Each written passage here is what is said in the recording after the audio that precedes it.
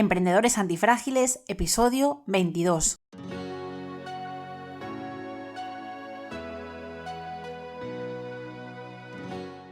Hola, bienvenidos a un nuevo episodio de Emprendedores Antifrágiles, donde aprenderás cómo hacer crecer tu negocio a través de ejemplos reales de nuestros invitados emprendedores. Sacaremos a la luz la realidad sin edulcorar del emprendimiento y los negocios. Trataremos problemas reales que aparecen a la hora de hacer crecer un negocio, estrategias que no salieron del todo bien y sobre todo aprenderás cómo salir reforzado de estas situaciones y convertirte en un emprendedor antifrágil.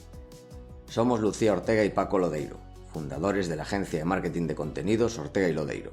Si tienes un negocio, quieres emprender, te ayudaremos a crear un sistema de marketing y mejorar tu visibilidad, confianza y conversión a largo plazo. Contacta con nosotros en ortegaylodeiro.com. Hoy nos acompaña Pablo Grandío. Pablo es el fundador y director de 3 portales informativos de éxito, que son Vandal, que fundó a los 15 años, centrado en videojuegos y tecnología, y 2 diarios digitales provinciales, bajo el paraguas del Español. Por un lado está 15.000 en Coruña, que aquí es todo un referente, y 36 en Vigo. Además es miembro del Consejo de Administración del Español y organiza además eventos y encuentros de referencia, como son el caso de Encuentros Tecnológicos 15.000 o el Foro Económico Español, que también tuvo lugar en la ciudad de Coruña hace poquito. Bienvenido, Pablo. Hola, muchas gracias y espero poder aportar. Seguro que sí que eres un invitado de lujo. Lo he hecho muy resumen tu trayectoria, pero a ver ahora si sacamos jugo de todo lo que nos puedes enseñar. Sí, porque empezaste muy joven y la pregunta es, ¿por qué empezaste a emprender, sobre todo en esa edad? Bueno, lo primero que, claro, ahora se va a emprender, ¿no? Ahora que decir, hay una terminología para todo, ¿no? Antes no era emprender, antes, yo lo que hice fue montar una página web y no se consideró emprender, sino que se consideró primero una ficción. Entonces luego cuando ves que Vandal nació en el año 1997, en aquel momento Internet era una incógnita. Era una red donde gente de un poder adquisitivo de medio para arriba se ponía en contacto, intercambiaba cosas, conocimientos, opiniones, pero no tenía nada que ver con lo que es ahora, que es, ahora es como la electricidad, ¿no? Es el motor que potencia muchísimas cosas y las cuales difícilmente podríamos vivir o difícilmente podrían funcionar las empresas. En ese momento, el año 97, Internet era una novedad. Yo tenía 15 años, me gustaba mucho la informática, me gustaban mucho los videojuegos, entonces decidí montar una página web dedicada a los videojuegos, una especie de revista en Internet.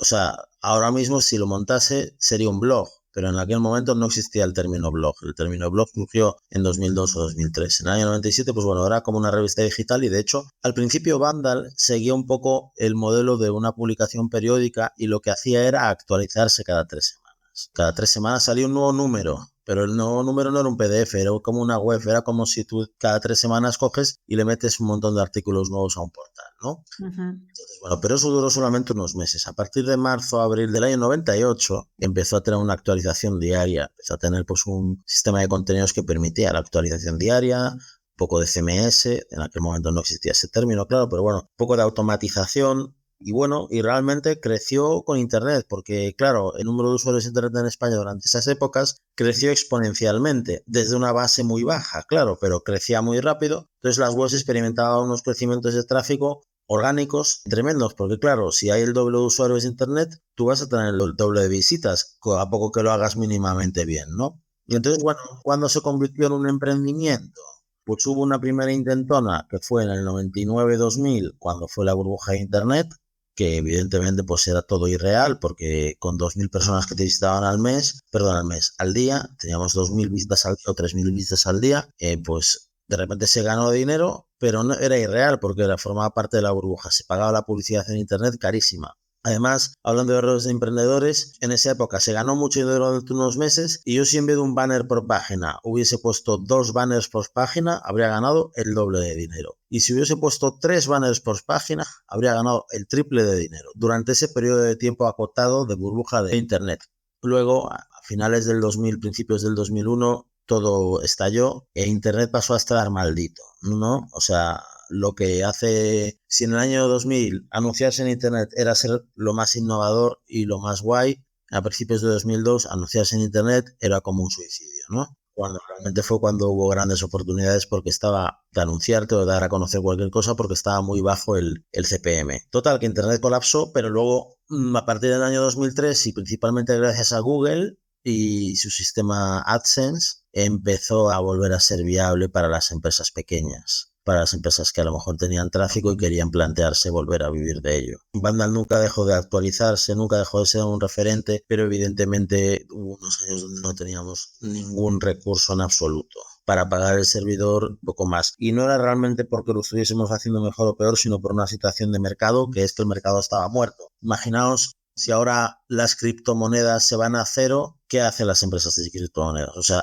si el valor de Bitcoin, que ahora está en 20 y pico mil dólares, creo, de repente baja a 5 dólares, joder, cierra todo el mundo. Y luego, si una empresa resiste, tiene que operar con un Bitcoin a 5 dólares durante una buena temporada, ¿no? Hasta que recupere el valor. Pues eso fue un poco lo que pasó a principios de este siglo con las empresas de Internet. Y por eso prácticamente ninguna de las empresas que eran punteras a finales de los 90 sigue existiendo. Solamente siguen existiendo Terra, pero bueno, Terra es bastante irrelevante, ¿no? Pero sigue existiendo formalmente Terra, te puedes entrar en terra.com y leer noticias, pero nada que ver con lo que era. Y a nivel mundial sigue existiendo Yahoo, principalmente gracias a Estados Unidos, que es un mercado en el que Yahoo sigue siendo el sinónimo del éxito en una iniciativa digital, ¿no? Se mantiene bien en Estados Unidos, pero en el resto del mundo el lugar que ocupaba Yahoo al principio de Internet lo ocupa Google desde hace ya más de 20 años, ¿no? Pero nada de lo que había en esa época, Excite, Lycos, Altavista, existe ya.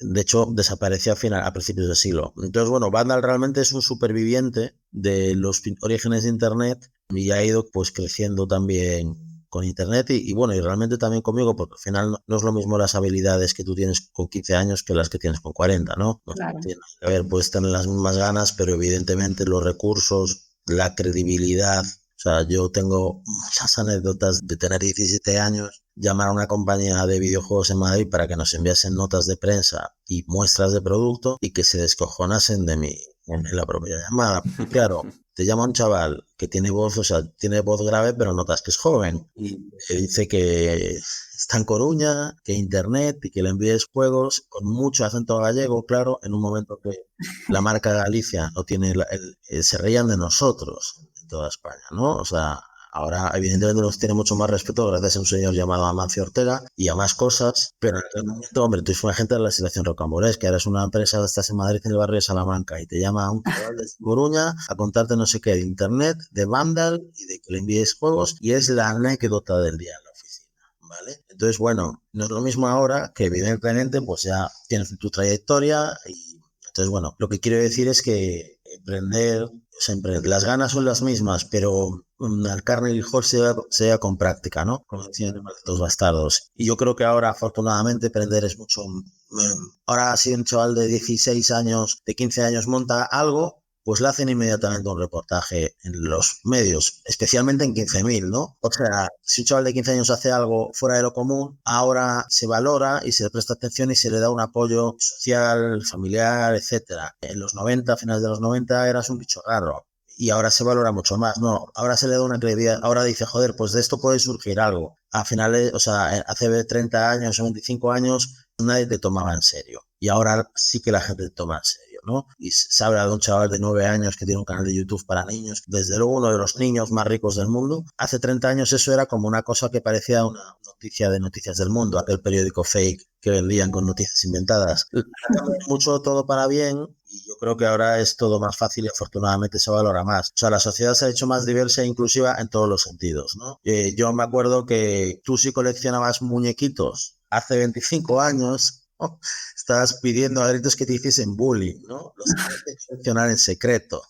Nadie podía saber que estabas coleccionando muñecos o figuritas o soldaditos de plomo, ¿no? Y ahora es algo de lo que la gente presume en Instagram y en el caso del mundo de los streaming es su fondo de armario, es su decorado, es su casa con sus fricadas. Hace 25 años, hace 25 años no ibas a ligar, ¿vale? O sea, hace 25 años si ese dato se conocía en tu clase, no ibas a besarte con ninguna chica nunca más. Te vas a tener relaciones fuera de la universidad. Ahora, afortunadamente, los tiempos han cambiado. Pues bueno, y en todos estos años, pues oye, al final, yo a partir del año 2003 me lancé a la piscina y dije, bueno, tengo una ventana de oportunidad con Vandal, porque el mercado va a crecer, van a salir nuevos competidores, y como no meta ahora la carne en el asador, yo me tendré que dedicar a otra cosa. O sea, yo estaba compaginando Vandal con la carrera y lo que hice fue aparcar la carrera y centrarme en Vandal. Si no salía bien Vandal, pues siempre podría volver a la carrera, ¿no? Aunque ahora evidentemente han cambiado el plan y no creo que me convalidas en nada. Pero bueno, yo dejé ingeniería informática, que la estaba haciendo en A Coruña, la dejé en cuarto.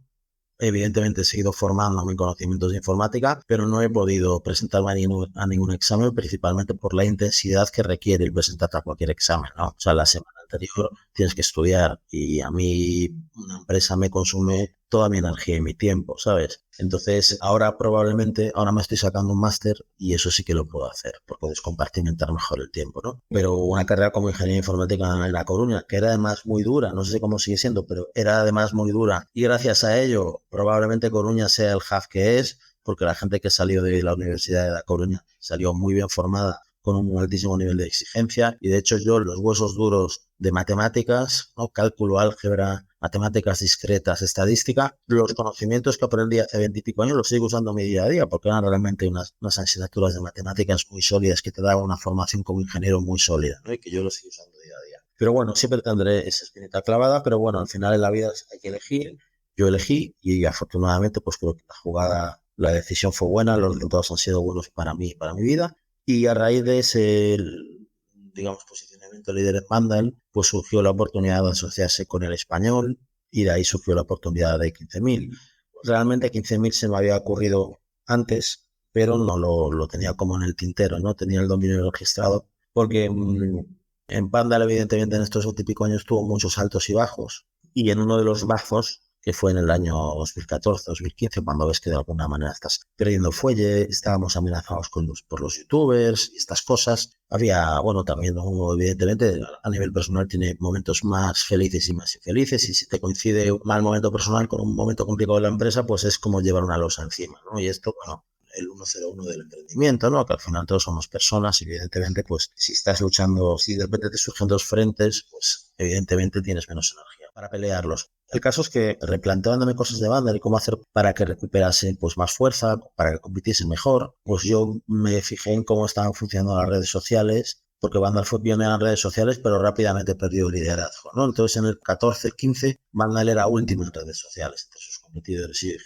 ¿cómo tenemos que hacer para poder competir mejor y para poder ser fuertes? Entonces estuve mirando las redes sociales y por el camino lanzamos un portal de eSports y yo vi lo bien que funcionan los temas de eSports en redes sociales, especialmente en países como Perú, como Colombia, países con una población más joven y más consumidora de eSports. Y entonces en ese análisis, en ese estudio que yo hice, principalmente de Facebook, yo vi que los temas locales funcionaban muy bien en redes sociales.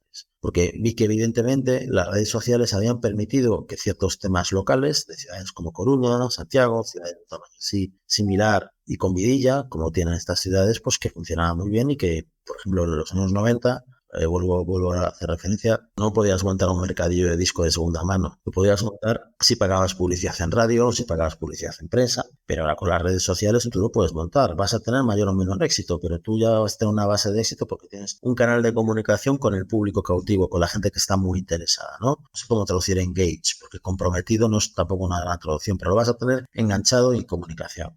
Entonces, claro, eso es gracias a las redes sociales. Entonces yo vi que los temas locales funcionaban muy bien, entonces pensé, joder, hay hueco en La Coruña para un periódico local, porque yo veía lo que estaban haciendo los otros medios de la ciudad y no estaban centrados en la ciudad, se estaban produciendo en la ciudad, pero no estaban hablando tampoco demasiado de Coruña. Entonces yo registré, o sea, estaba pensando en eso, entonces se me ocurrió el nombre, pero me acuerdo perfectamente del momento que se me ocurrió el nombre de 15.000, que bueno, que me imagino que tenemos muchos oyentes que no son de A Coruña, entonces tengo que explicar que en A Coruña nos encantan los códigos postales. Y aparte encajan, porque encajan muy bien con cada barrio y con cada forma de ser. Beja es el 15.001. En la zona de Monte Alto, que es la zona de barrio, digamos, más auténtica, porque es a lo mejor el primer barrio que tuvo Coruña, de los primeros, es el 15.002. La zona de la pescadería, que es como la zona popular de la ciudad históricamente, ¿no? Y la zona de ocio y la zona de vinos es el 15.003. La zona, digamos, pija de Coruña es el 15.004 y la otra es el 15.005. Y Los Mayos, que es otro barrio muy popular, es el 15.007. Y Las Conchinas es el 15.010. Entonces, a lo largo de los últimos siglos, no, décadas, pues había estas coñitas entre coruñeses, ¿no? Uy, viene el 15.004 y no podía tomar tapas. Tiene que tomar, no sé qué. Perdón, el de Monte Alto, perdón, señor 15.002. Ha habido esas dinámicas. Se llegaron a hacer camisetas y tal. Entonces, a mí se me ocurrió el nombre de 15.000 exactamente en el aeropuerto de Barcelona, en el viaje a Milán, para ver el Pro Evolution Soccer 2017. A la gente de la prensa a veces nos invitan a sitios chulos y entonces Konami, como tenía el patrocinio de la Champions League, o sea, Pro Evolution Soccer, el juego oficial de la Champions League, te invitaba a la final de la Champions y por la mañana te enseñaba el Pro Evolution Soccer, ¿no? Todo tiene sus ventajas en esta vida. Pues bueno, entonces yo de camino a Milán a ver la final de la Champions, el Real Madrid-Atlético de Madrid, la número 11 del Madrid, pues en el aeropuerto de Barcelona, en el sitio este donde cortan jamón a mano y te hacen unos bocadillos espectaculares, tranquilamente comiéndome el bocadillo de jamón, se me ocurrió el nombre de 15.000. Y entonces, inmediatamente, en el momento en el que llegué al hotel de Milán, lo registré, 15.000.com. Registré el dominio. Y tú sí puedes, si tú haces el quiz de 15.000.com, tú puedes ver que se registró el día antes o justo el día de la final de la Champions del año 2016. Ahí se me ocurrió el nombre, pero claro, hasta que salió el proyecto tardaron 3 años. ¿Por qué? Porque claro, yo todas mis energías tienen que ser para Vandal, porque Vandal en el año 2016 le dio la vuelta. Vandal en 2016 inició el camino que la ha convertido en líder. Entonces yo vertí todas mis energías en Vandal en ese año. Pero eso lo mantuve registrado. Entonces, cuando tuvimos la primera reunión con el Español para que fructificase lo que finalmente fue, que es la asociación entre Vandal y el Español, yo ya mencioné que tenía un proyecto de periodismo local en mente porque veía que había mucho potencial para el periodismo local en medios digitales. Y me dijeron, joder, pues muy bien, pero bueno, primero vamos con Vandal. Entonces, cuando finalmente Vandal pues, se asoció con el Español y empezó pues, a rodar, digamos, nos pusimos con el proyecto de 15.000 y de ahí ha surgido un diario digital en La Coruña, que es, como ha dicho Lucía, pues es muy conocido, porque bueno, creo que hacemos un muy buen trabajo, pero creo que el nombre fue un éxito porque entró por los ojos o por los oídos, tuvo un boca a oreja muy bueno porque, claro, el nombre toca totalmente el corazón del coruñés y además el nombre de alguna manera significa que es para todos los coruñeses, ¿no? Para todos los 15.000. Y además el nombre es aplicable a toda la provincia porque toda la provincia de A Coruña usa el mismo distrito postal, que es el 15. Entonces, los de Santiago son 15.700, los de Ferrol son 15.400, los de Ribeira son 15.900 y pico. Quiere decir que el nombre, pues bueno, no es un nombre escalable, o sea, tú no puedes coger y ahora lanzar en Madrid algo llamado 28 o 28.000 porque la gente no lo va a entender, porque la gente no tiene esa particularidad con el código postal, pero en Coruña funcionó muy bien. Y como anécdota, que seguro que tenéis muchos oyentes coruñeses porque es de donde sois, solo hay 2 ciudades en el mundo que le dan tanta importancia al código postal como a Coruña. Una de ellas es Nueva York. Anda, no lo sabía. Y la otra es, por supuesto, Beverly Hills, porque es el 90%. Dice mucho de nosotros, de los coruñeses, estas similitudes. Somos gente muy sofisticada. Sí, sí. Muy elitista con nosotros mismos. Pues a mí me llama mucho la atención, en primer lugar, la parte de Vandal, que a toro pasado muchos lo verán como una gran oportunidad, pero en esa época pues empezó como un hobby más bien, que se acabó convirtiendo en una gran oportunidad de estar ahí. Pero me llama la atención que hayas podido ver esta oportunidad en el caso de 15.000, porque claro, en el caso de Vandal pues era internet y videojuegos, algo muy innovador, un océano azul. En cambio, pues eso, un portal de prensa tradicional, que sí que es internet, pero estamos hablando de hace 4 o 5 años. O sea que ya parecía que estaba el pescado vendido y viste la oportunidad y no es solo que se convirtiera en un pequeño nicho, sino que arrasó. A mí me llama mucha atención de esta capacidad de ver la oportunidad y lo rápido que se cuajó. Si nos puedes comentar un poco cuáles crees que fueron los factores del éxito de 15.000.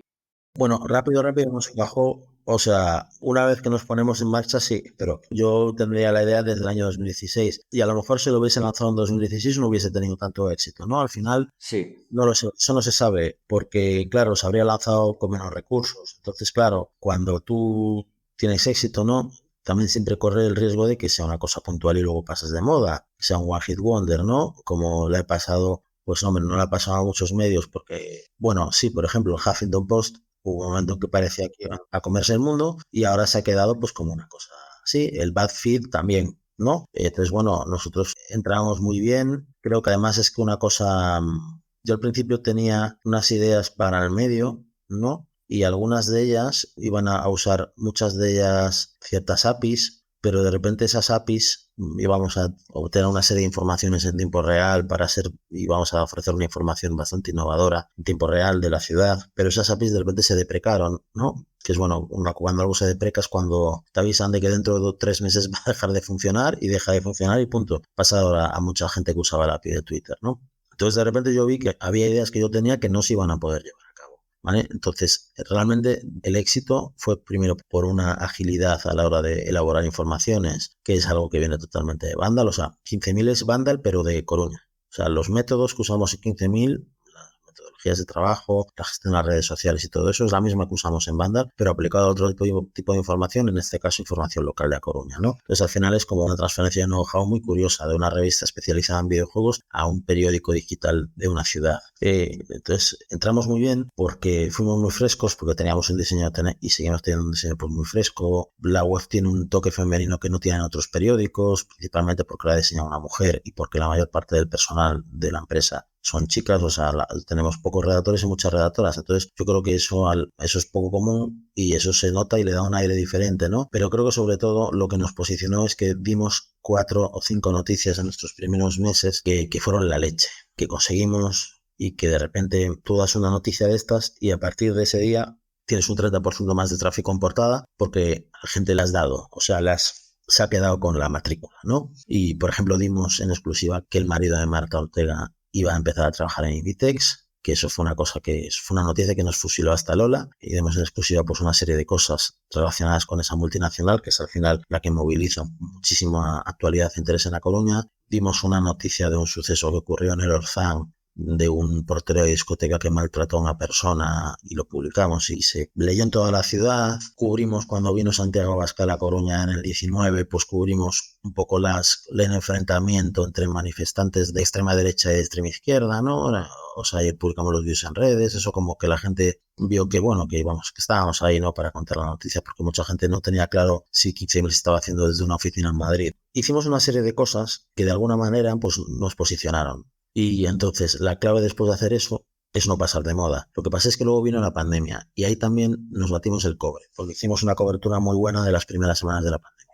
Y bueno, del resto también, pero particularmente las primeras semanas estuvimos muy ahí y de hecho ahí nos dimos a conocer en toda Galicia porque nuestra cobertura de la pandemia era a nivel autonómico. Entonces, a lo mejor la gente de Vigo se estaba informando del COVID por las noticias de 15.000 y ahí realmente nos dimos a conocer en toda la comunidad, en toda Galicia. De hecho, tú le preguntas a alguien de 30 y pico años de Ourense por 15.000 y probablemente lo conoce porque ha leído algo. Además, que no hay que olvidar que A Coruña es una ciudad de referencia en Galicia. En Galicia tiene 3 ciudades de referencia, que son A Coruña, Vigo y Santiago. Entonces, quien más quien menos ha ido a Coruña a algo, a un concierto, tiene ahí un amigo, entonces al final son lugares que los gallegos visitan con frecuencia, ¿no? A Coruña, Santiago y Vigo. Entonces, claro, tú cuando quieres buscar algo en Coruña, pues te suele salir 15.000, entonces te quedas con el nombre. La gente del resto de Galicia, evidentemente, no sabe por qué se llama 15.000 y piensa que es mero random, como cuando Diario 16 existía y se llamaba Diario 16, porque sí, ¿no? Pero bueno, que ahí hicimos muy buen trabajo en la pandemia y salimos de la pandemia muy fuertes.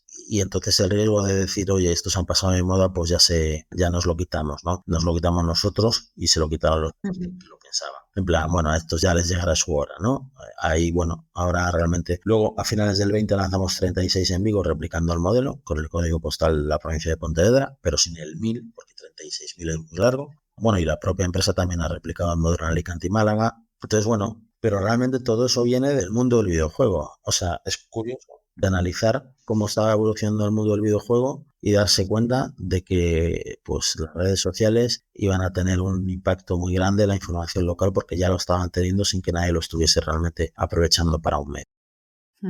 Y a día de hoy, es decir, ahora que tienes que gestionar, porque mantienes Vandal, tienes 15.000, es decir, cada vez sumas más proyectos a tu haber. No, bueno, cada vez no, he parado, o sea, pero sí, ya entiendo lo que quieres decir. Perdona que te interrumpí y solo hablo yo, joder. Sí, no, bueno, pero para eso estás, es decir, nosotros lo que queremos es que hablen nuestros invitados, o sea, estamos nosotros encantados. Pero bueno, ahora que ya tienes tantos, no voy a decir que sigues sumando, pero que ya, vamos, en tu haber tienes unos cuantos y sabemos que el otro día coincidimos contigo, que además te dedicas personalmente a algunas labores de dentro, es decir, que no eres el típico director que está desde una silla mirando y que pasas de todo, ¿no? Que supervisas, sino que también entras a trabajar. Entonces yo tengo mucha curiosidad por saber cómo es ese día a día, emprendedor, empresario, en el que tienes que conjugar, pues, tantos roles diferentes y proyectos que tienen similitudes, pero que también son muy diferentes entre sí. A ver, aquí realmente la clave es que estos son proyectos editoriales. Es decir, un periódico, un medio de comunicación, sea lo que sea, ¿no? Tiene la impronta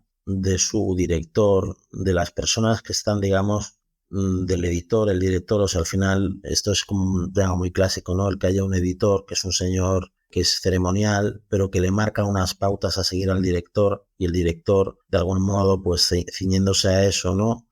Pues también desempeña su labor. Aquí, en este caso, no, yo ejerzo un poco al mismo tiempo de editor y de director. Entonces, pero en un medio de comunicación tú imprimes la línea, ¿no? O sea, tú marcas la línea a seguir y se nota de quién está detrás de cada periódico. O sea, tú te lees un periódico y se nota mucho el propio, o sea, al final nosotros estamos asociados con un medio de comunicación que es El Español, que está dirigido y presidido por alguien que lleva más de 40 años dirigiendo periódicos, ¿no? Y todos sus periódicos han defendido los mismos valores o unos valores muy similares cada uno, digamos, en su momento del tiempo, ¿no? Y tú notas, entras en El Español y notas por lo que destaca y por lo que defiende, notas que al mando está Pedro J. Ramírez, ¿no? Pues de algún modo, que realmente seamos muchísimo menos relevantes, tú cuando entras a una web de videojuegos, ¿no? El tío que dirige la web está imprimiendo también ciertos criterios editoriales de qué se destaca, qué no se destaca, aunque sea en algo tan, digamos, frívolo como puede ser el entretenimiento interactivo, ¿no? Pero tú, por ejemplo, una web de cine, a lo mejor, dependiendo de la sensibilidad del que la dirija, puede decidir no darle cobertura a más películas de Woody Allen por sus recurrentes polémicas, o yo qué sé. Esas son decisiones, como digamos, más drásticas, pero al final tú, cuando tienes un proyecto editorial, de alguna manera tú imprimes una parte de tu ser en el proyecto, y eso se hace implicándose, evidentemente. No es como si tienes una empresa de logística. Se puede notar que estás tú detrás por lo bien optimizada que está, por,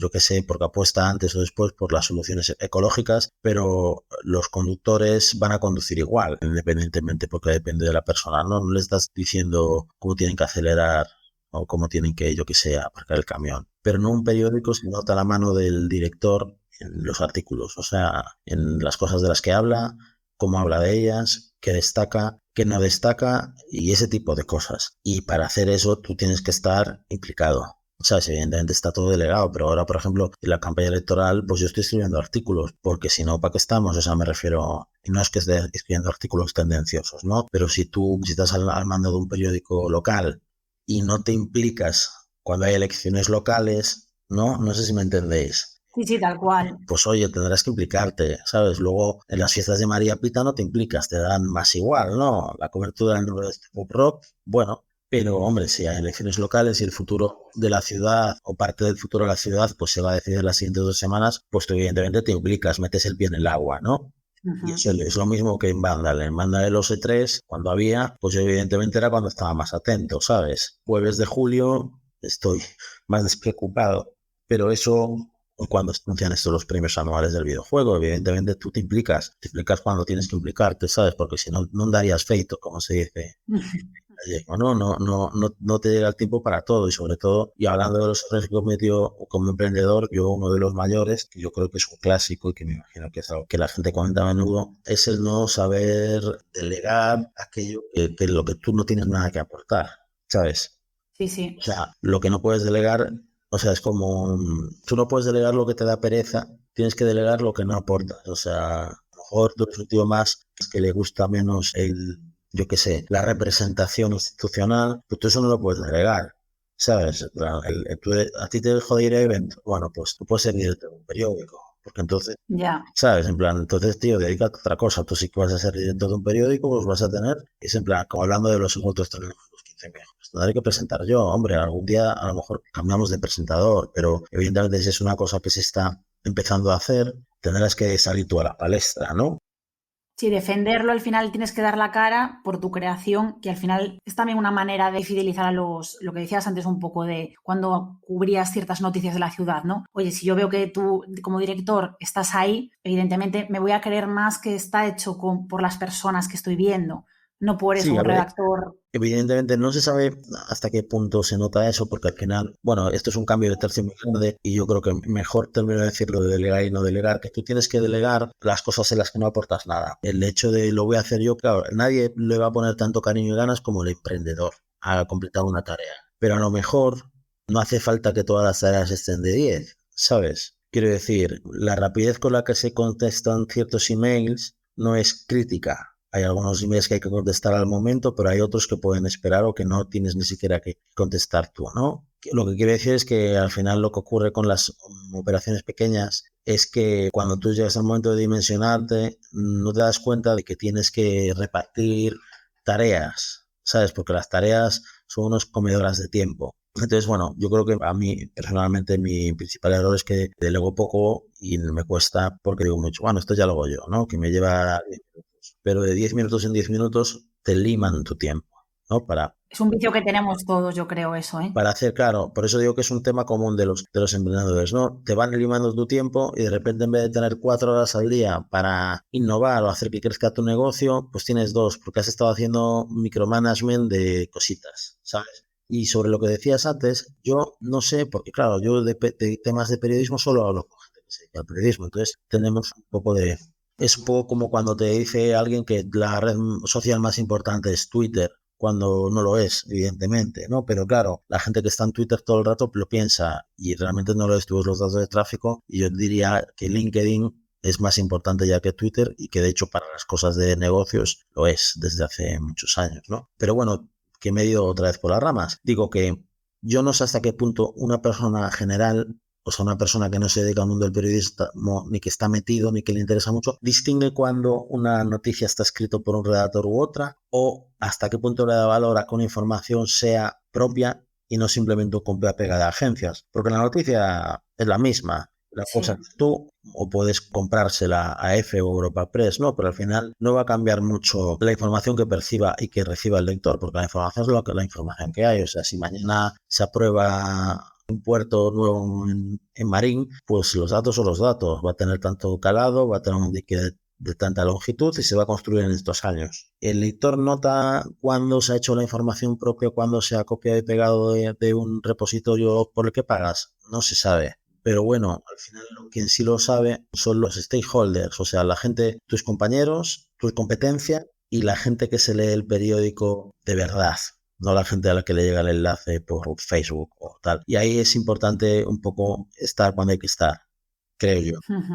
O sea, no es lo mismo una cosa que la otra. O sea, es un poco como la gente, ¿por qué oye una emisora de radio u otra? ¿Por la emisora o por el locutor? No, por el locutor, evidentemente. Pues aquí es un poco lo mismo, creo. Yo creo que hay cosas que necesitan la implicación de las primeras espadas. Ujú. Luego, otro error es el no usar soluciones de software comunes y buscar siempre las propias porque me gusta programar. Eso lo cometía mucho hace años, ahora ya menos. Pero es en plan, en vez de adaptar esta librería de JavaScript, me voy a hacer la mía propia porque me gusta más, ¿no? Eso es error típico del programador, al que le gusta programar y le gusta hacerse sus cosas. Pero evidentemente es mucho menos eficiente en tiempos y mucho más difícil de mantener. Pero bueno, eso ya es más de programación y menos de emprendimiento, pero el tiempo tiene valor siempre. Pero bueno, nada, que me estoy yendo por las ramas otra vez, perdona.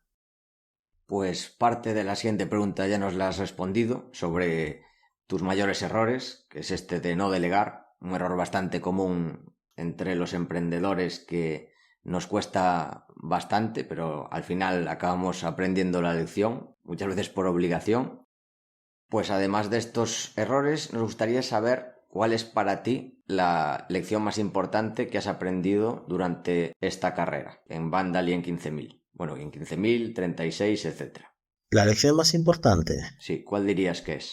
es separar la vida personal de la profesional, Muy interesante. sin lugar a dudas. O sea, bueno, y eso lo llevo haciendo muchos años afortunadamente, pero creo que es mejor, no, porque yo he visto otras webs de videojuegos que eran todos amigos y de repente son todos enemigos y tal, y eso hace que efectivamente el trabajo sea mucho más complicado. Hay una rueda de prensa muy famosa de Cristiano Ronaldo, muy famosa, en el que no sé qué le preguntan, en el que no sé qué le preguntan de por qué en el Madrid parece que celebran peor los goles que el Barcelona, ¿no? O algo así. Esto es a lo mejor del año 15.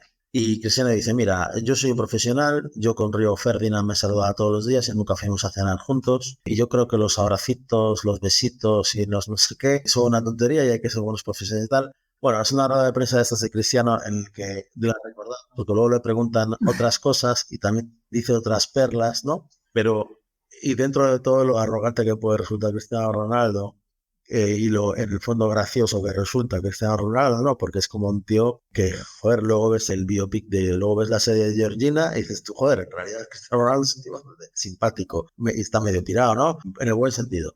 Pero dice una cosa muy importante, que es en plan, no, y macho, tú no tienes por qué hacerte amigo de tus compañeros de trabajo. Tú puedes tener una relación muy buena, cordial, puedes tener desaprecio, pero no tienes que ir con ellos de copas. Y no tienen, o sea, es decir, evidentemente tú, lo lógico es hacer algún amigo en el lugar de trabajo. No puedes pretender que todos son una piña y una pandilla, porque eso acaba funcionando mal. Y porque una desavenencia profesional se convierte en una desavenencia personal y viceversa, ¿no? Y hay muchas historias de startups que acaban como el Rosalía y la Aurora por temas personales. Hay incluso películas sobre ello. ¿Visteis la película Glass Onion? La de... que es bastante divertida, la de entrenador. Sí, sí, sí que la vi, la de Knives Out, la segunda parte. Sí, exactamente, ¿no? Es una crítica bastante sutil a todo el mundo del emprendimiento y está muy bien. Y esa parte una crítica, bueno, a mí me gusta mucho, me gustó mucho la película. Lo que quiero decir es que para mí creo que es importante el tú llegar a casa y no tener que hablar de trabajo, ¿vale? Mm. Y llegar al trabajo y no hablar de tu casa, ¿sabes? Creo que está bien. Creo que en España vamos un poco por detrás en ese sentido, porque hay otros países en los que esa barrera es como un telón de acero, ¿no? Entonces, Ujú. la gente no llega al trabajo y habla de lo que hizo el finde, ¿no? Que es un clásico un poco De los lunes. de los lunes en España, ¿no? También esa calidez española, creo que también tiene sus partes positivas, ¿no? Somos un país muy familiar, el tenido de la familia como algo más extendido, ¿no? La gente se arropa mutuamente, eso está muy bien. Pero yo creo que he hecho es que nunca, siempre he sido, digamos, el jefe, ¿no? O sea, Ujú. siempre he emprendido, por lo tanto eres el jefe, ya seáis uno en la empresa o 50, pero no mezclar lo personal con lo profesional. Creo que eso es una de las cosas que más y mejor he aprendido porque creo que está bien y creo que es positivo para una organización. Ujú. Sí, al final es separar roles, bueno, lo típico de tus padres no son tus amigos, bueno, aquí lo mismo, tu jefe o tu compañero no tiene por qué serlo para, incluso mejor que no lo sea, para separar y tomar mejores decisiones y tener una dinámica más sana. Yo creo que es muy importante. Yo creo que incluso tú puedes decir, joder, este tío, del mismo modo que tú dices, de esta persona nunca me haría amiga, pues tú puedes decir, esta persona en otra situación sería de mis mejores amigos, pero si habéis conocido en el entorno laboral. O sea, al final las relaciones van evolucionando también con el paso del tiempo y con el origen que tengan, ¿no? Hay gente a la que le llaman de manera diferente dependiendo del grupo de amigos, ¿no? Hay uno que se llama Manuel, en casa le llaman Manuel, en un grupo de amigos le llaman Manu y en otro grupo de amigos le llaman Manolo, porque incluso en Galicia gente que habla en gallego en unos grupos de amigos y en español en otros, ¿no? Porque depende del contexto en el que se hayan creado esos grupos de amigos, ¿no? Entonces es muy curioso. Entonces, al final, yo creo que es importante separar, tener las cosas, o sea, no separar grupos de amigos, pues también es un clásico en Galicia. No, pero hablo de separar el trabajo de la vida personal, ¿sabes? O sea, quiero decir, creo que eso es importante porque las organizaciones funcionan mejor en el fondo, ¿sabes? Si son estrictamente profesionales. Creo que bueno, pues está... Y creo que eso es una cosa también a tener en cuenta en las startups, que suelen ser cosas más de dos amigos fundan X, ¿no? Y a lo mejor se rompe la empresa y se rompe la amistad y ese tipo de etcéteras que es que, vamos, pasan muy a menudo, demasiado a menudo y además es muy triste, ¿no? Porque dices, joder, es que rompimos la empresa y no nos hemos vuelto a hablar, ¿no? Y éramos amigos desde el parvulario. Eso es una putada. Y bueno, cambiando un poco de tercio, y antes, Pablo, nos hablabas de Amancio Ortega, nos gustaría saber si además de esta figura, que bueno, yo creo que aquí en Galicia, como bien dijiste, ya es un icono, si tienes otros emprendedores de referencia, aunque sean cercanos o, bueno, algunas figuras a los que te guste seguir.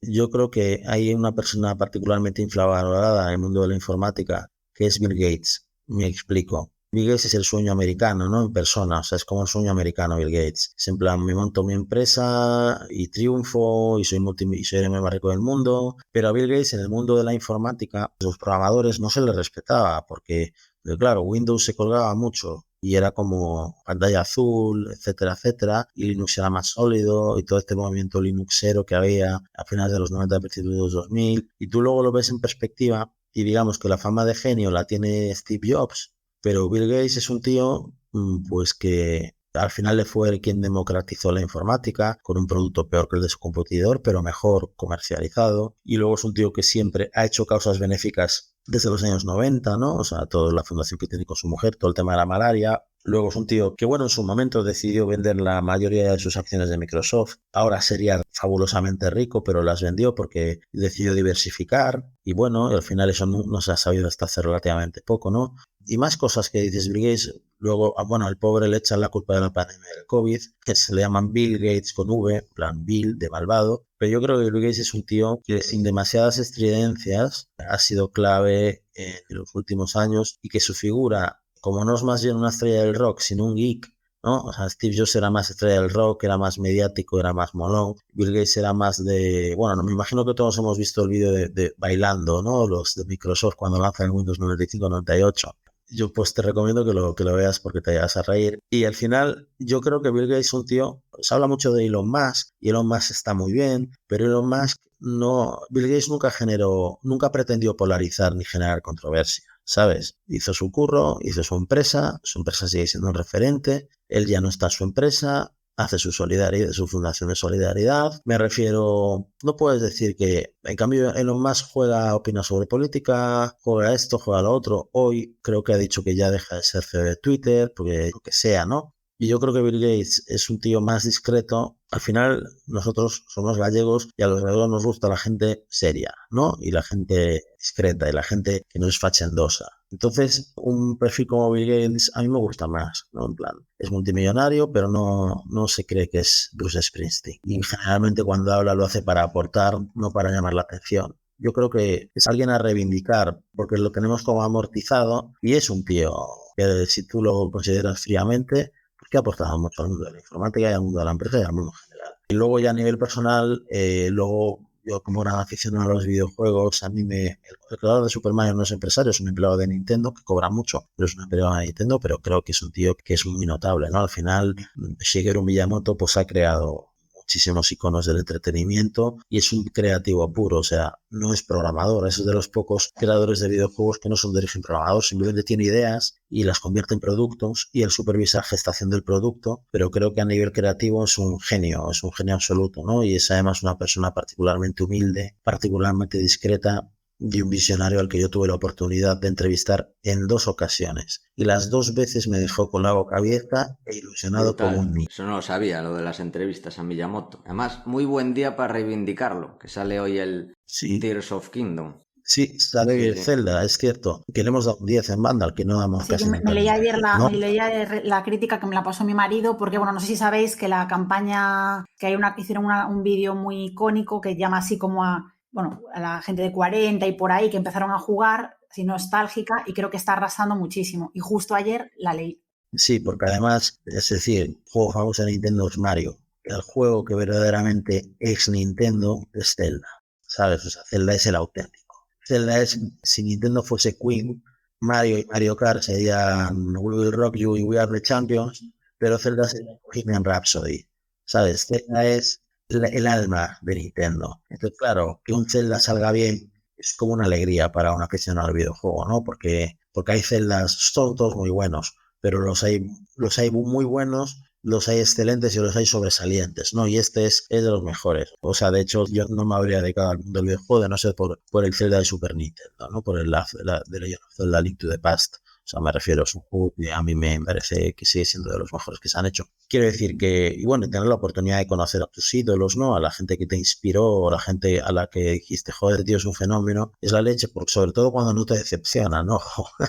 Que evidentemente hay de todo. Pero bueno, a Bill Gates no lo he conocido, ni creo que lo conozca, ¿no? Pero quiero decir, creo que Bill Gates es una persona muy a reivindicar. Y luego sí, evidentemente Amancio Ortega, y aquí pues en Galicia no sabría quedarme con nadie más que no fuese Amancio Ortega, pero por ejemplo creo que Galicia empieza a tener empresarios de referencia y la actitud de los empresarios de Galicia ahora es una actitud más de... Ahora en Galicia se está haciendo mucho más networking entre empresarios, cuando antes era como... Antes, yo que sé, dudo mucho que el de las conservas Rianxeira o Calvo y Amancio Ortega o el fundador de Gadis o todo eso, en algún momento hablasen en plan de algo, ¿no? De decir, oye, tú eres un emprendedor de algo y que tú puedes hablar con otro porque puedes encontrar, tú puedes decirlo a un tío que tenga otra empresa que no sea con tu competencia, podéis hablar de cuál es el mejor proveedor de correo electrónico, ¿no? Y os dais tips el uno al otro, ¿no? Yo creo que eso antes no se hacía. Creo que cada uno estaba en su castillo y a lo mejor se veían en algún restaurante y se saludaban, pero no llegaban a hablar, de entrar en materia, ¿no?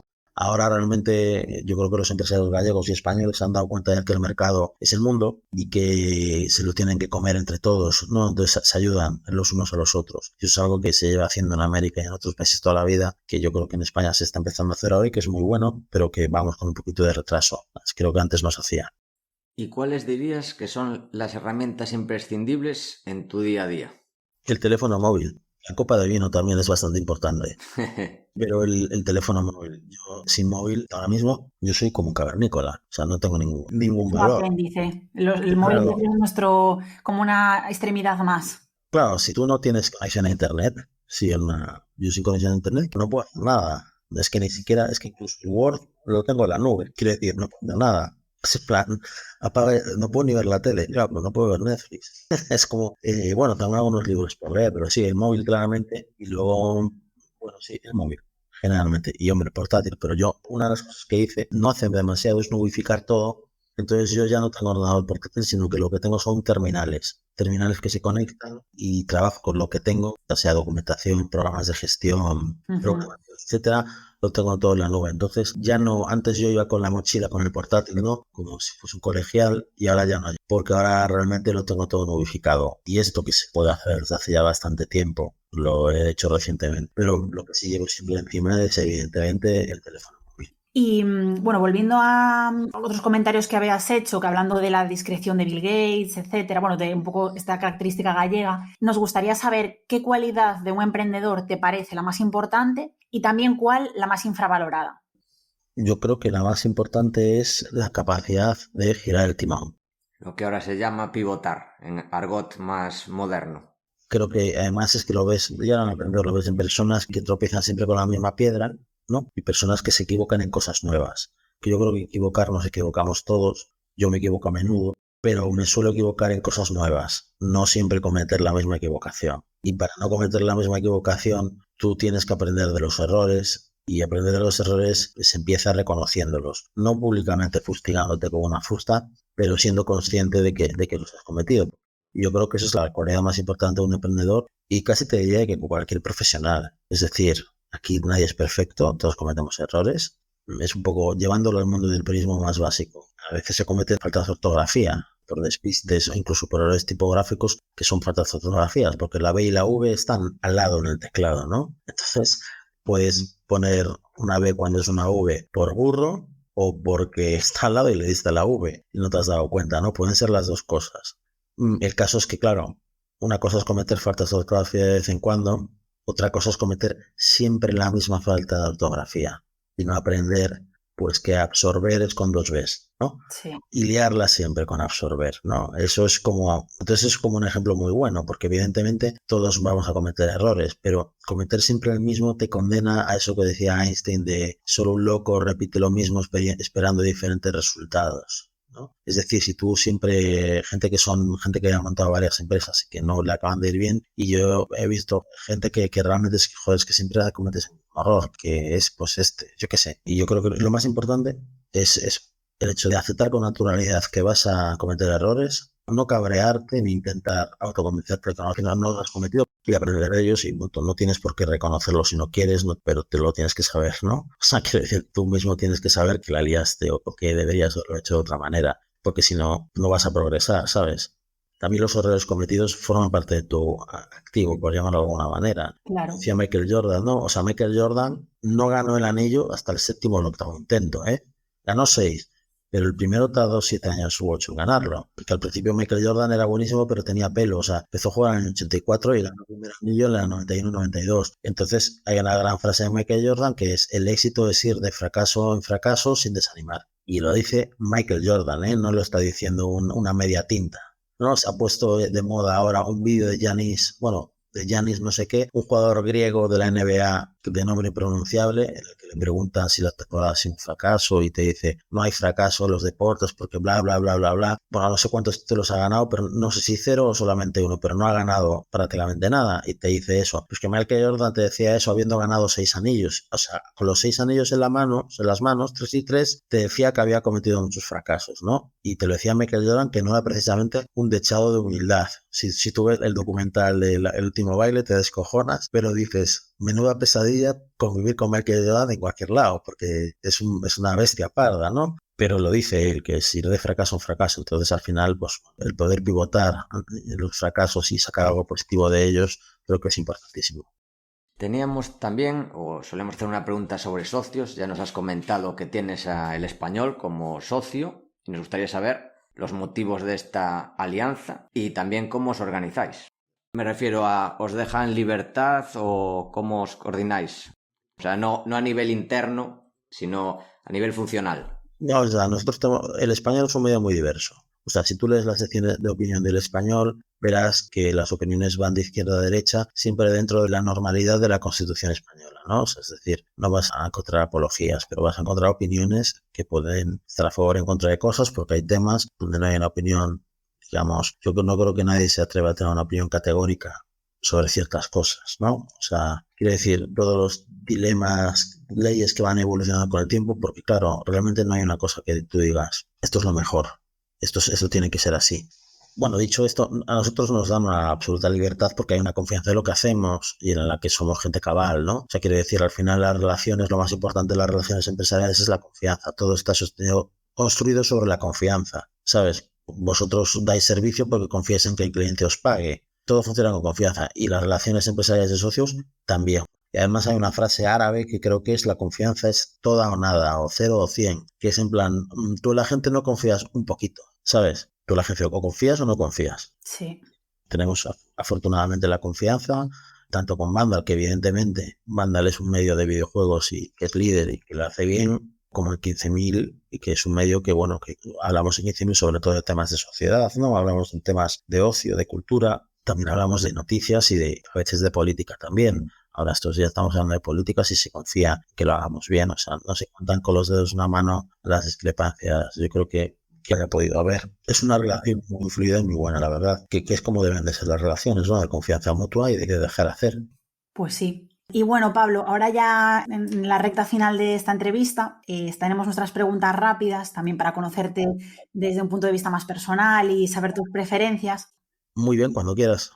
La primera pregunta es: ¿un deportista o equipo histórico de cualquier deporte?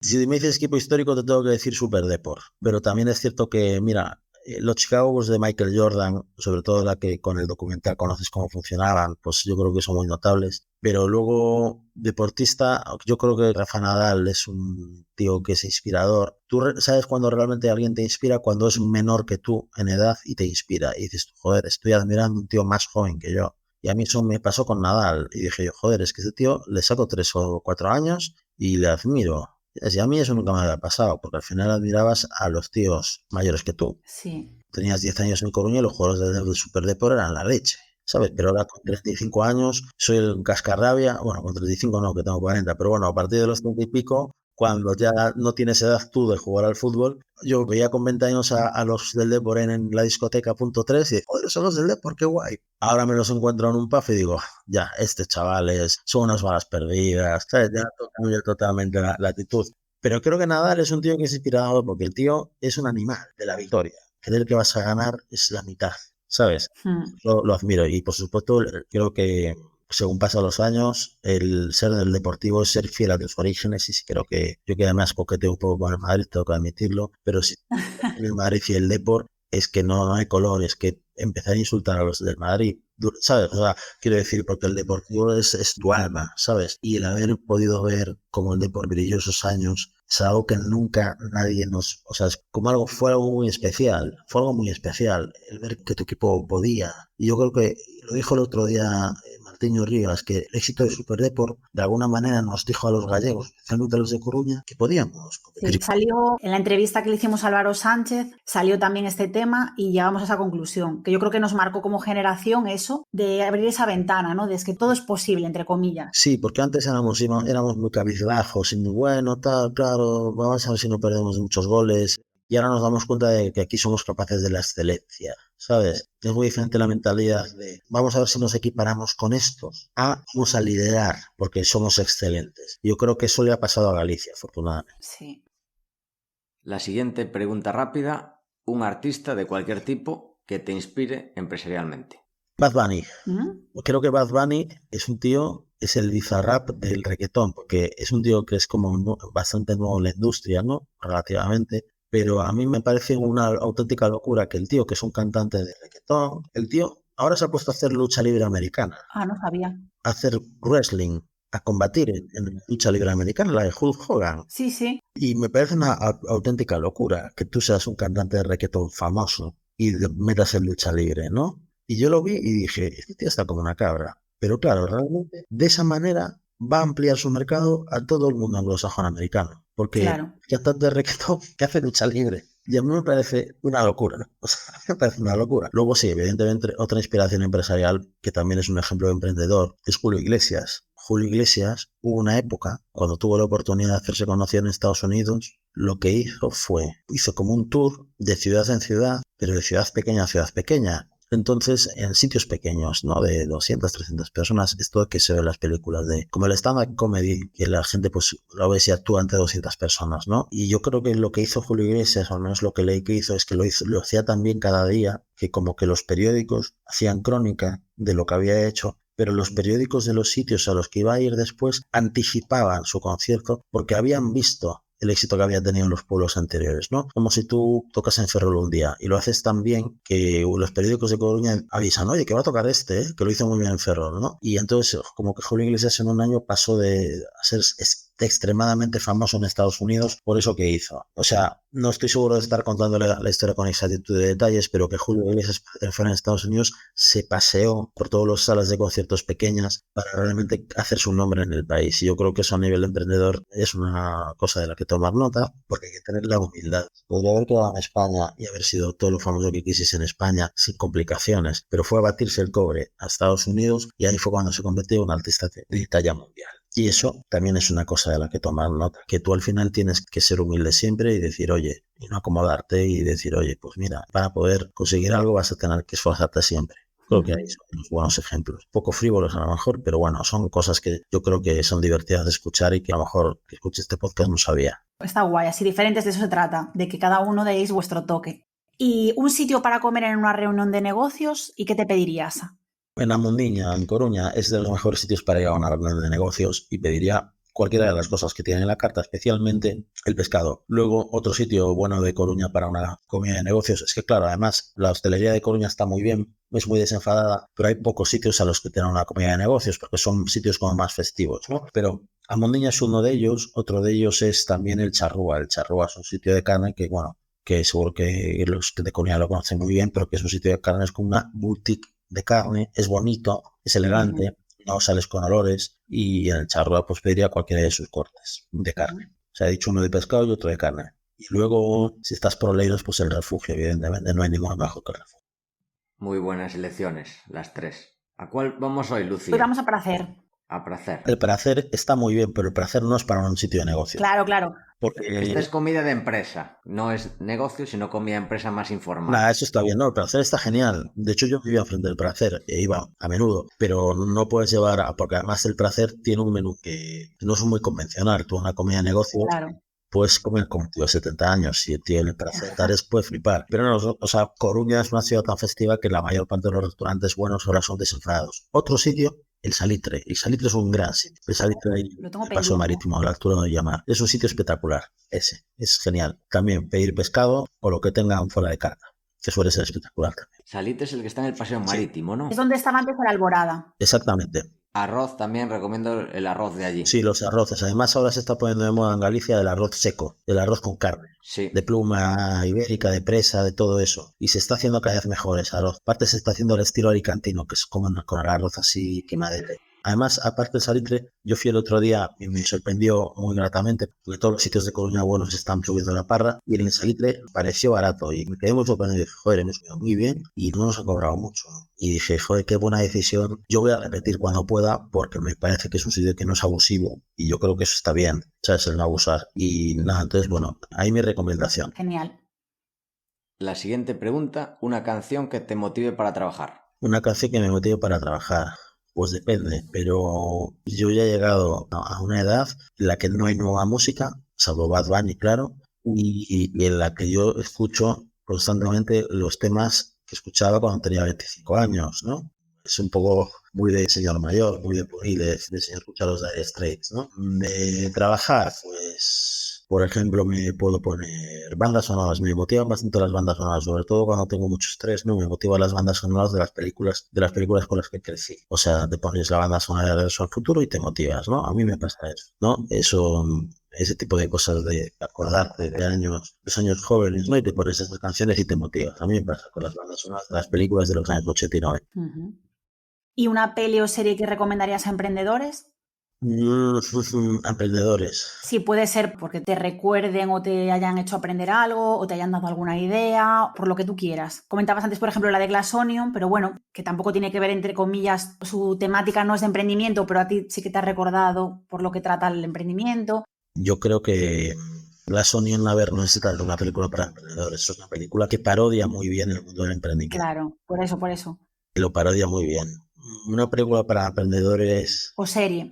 o serie. Pues ahora esto me ha quedado un poco en blanco. Yo creo que, hombre, la película de la máquina esta de Enigma, la de Benedict Sí, Cumberbatch, no la vi, pero eso cuál dices. esa está muy bien esa película, porque trata las cosas desde muchos puntos de vista, ¿no? Que él hace de Alan Turing. Luego la película de la red social, la que cuenta los orígenes de Facebook, también está muy bien. Y luego como series, hombre, Breaking Bad es una gran serie para emprendedores, ¿sabes?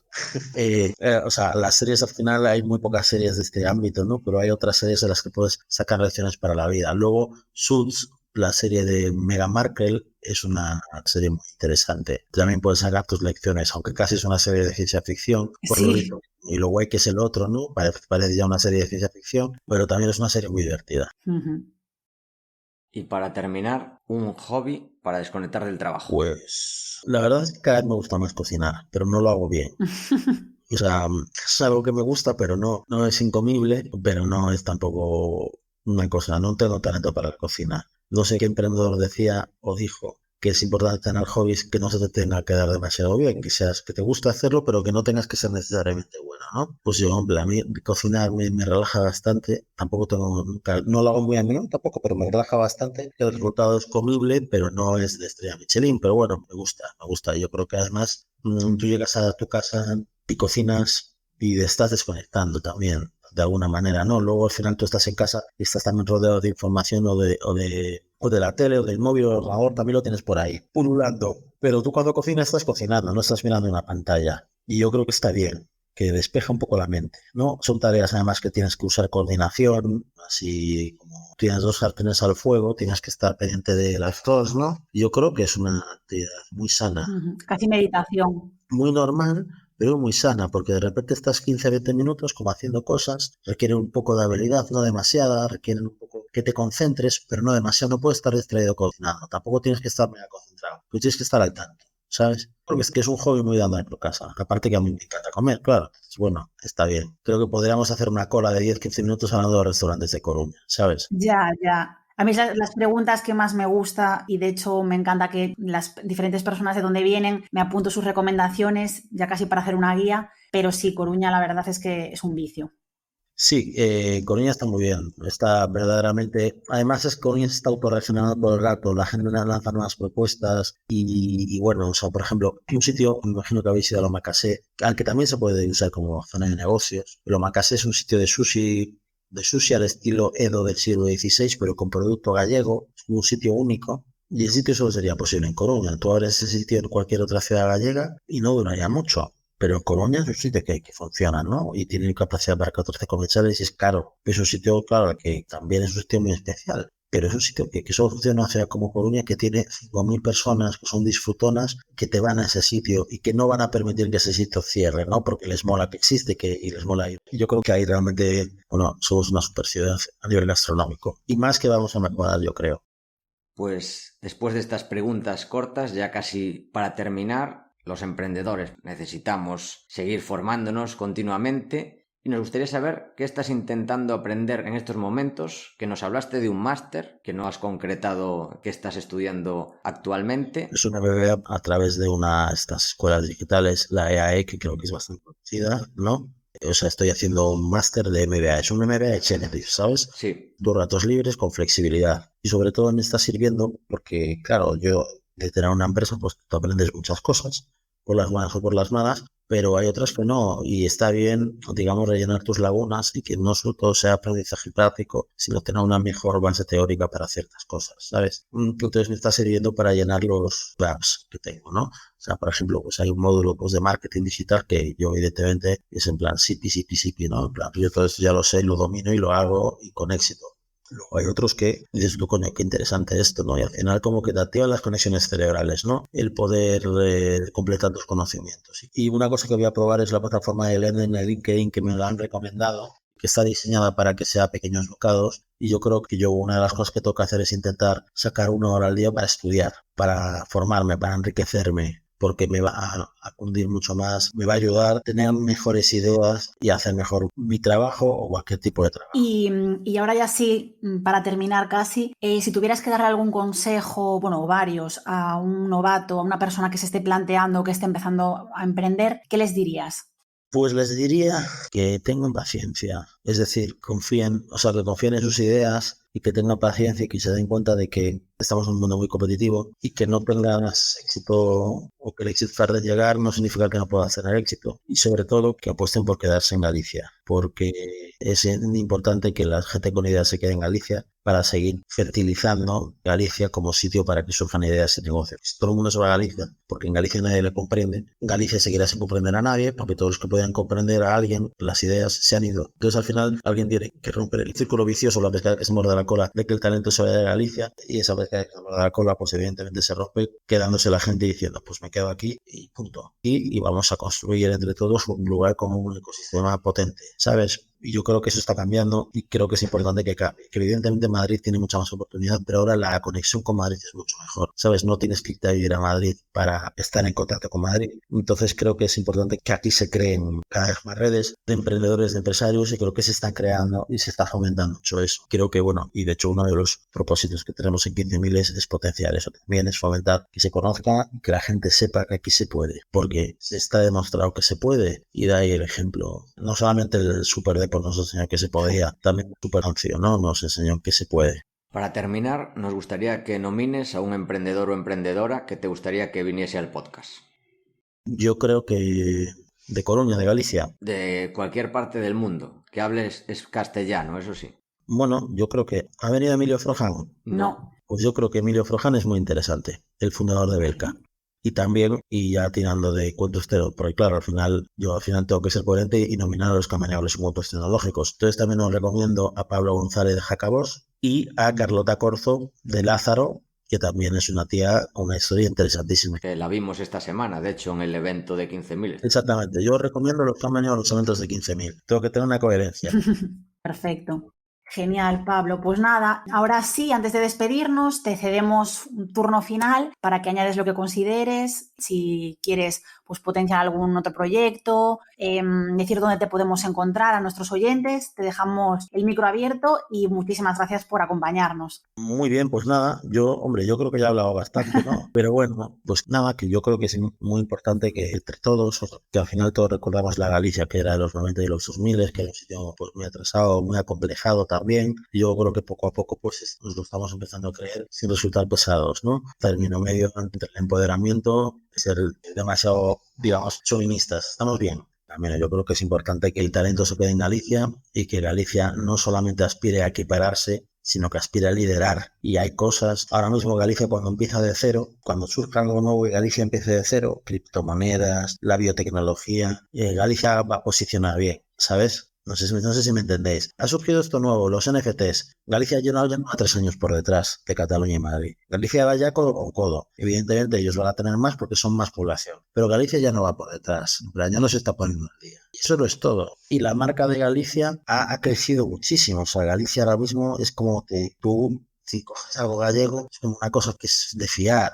Tiene calidad y primero era la gastronomía, pero ahora es todo, es como, joder, qué serios los gallegos, no qué cumplidores, y coño, eso es muy importante, sí, ¿eh? Sí. Lo que os conté antes, que llamaba a decir, hola, envíame juegos para Vandal y se despollaban de mí, joder, eso ya no ocurriría ahora, ¿sabes? Ya no ocurriría, y eso, joder, eso es la leche, O sea, al final, tener la oportunidad, no que en un sitio tuvo unas desventajas geográficas, que ya no hablo de historias, de las historias que nos cuentan los profesores de gallego en el colegio, ¿no? De los reyes católicos y tal, no. Hablo de geografía, un lugar tan apartado y tan aislado por las montañas que tenga la oportunidad de brillar, joder, tenemos que aprovecharla y se aprovecha solo si la gente se queda aquí. Pues bueno, pues con este alegato final hacia Galicia, hacia la tierra, espero que todos los que nos escuchéis ya os quedéis clarísimo que en Coruña estamos haciendo cosas, en Galicia estamos haciendo cosas y bueno, es una maravilla escucharte, Pablo. Y hasta aquí el programa de hoy y Queremos también pues, ver vuestras opiniones y también si queréis que entrevistemos a algún emprendedor en concreto en Emprendedores Antifrágiles. Si te ha gustado el programa, te agradeceríamos mucho que nos des tus 5 estrellas en Apple Podcasts y Spotify, tu me gusta en iVoox, tu like en YouTube, ya que ayudarás a que este podcast siga existiendo y siga creciendo. Emprendedores Antifrágiles, muchas gracias por escucharnos y hasta la próxima.